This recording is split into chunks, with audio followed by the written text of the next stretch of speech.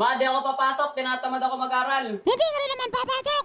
Napakatamad mo talagang bata ka, samantalang hindi naman kita pinalaking ganyan. Ang panahon niya namin, hindi kami ganyan eh. Kung ikaw kaya sa kalagayan namin, tingnan natin gano'ng katagal mo kaya kakayanin. Araw-araw sa umaga, kalaban to'y dinosaur. Kailangan kong patayin para makapasok sa school. Walang talang pagkain o pera, pero papasok daanin 3 planeta tapos 2 bundok. Tapos ikaw, di ka papasok dahil tinatamaan. Sobrang simple ng rason mo, aatsin ka na agad. Kala ko pa maging IT ang pangarap mo sa buhay. Tapos tamad dyan, ano yan, international na tamay. Nung ako ang pumapasok, tapos hindi ako tumigil. Kahit may gera sa labas, hindi ako nagpapapigil. Panahon pa ng hapon, sinasakop tayo na. Pero ako ay nag-aral sa school po o maghapon. Walang guro, walang kaklase, walang paaralan. Pero kahit na ganun, di yun sa patadahilan. Kaya ikaw, mahiya ka at nakila kang tamad. Buti nga na mamasahe ka, ako naglalakad. Patigat ka na sa bahay, pala mo ng literal. Yan na lang gawain mo, tinatamad ka pa mag-aral. Wala ka talagang kwentang anak.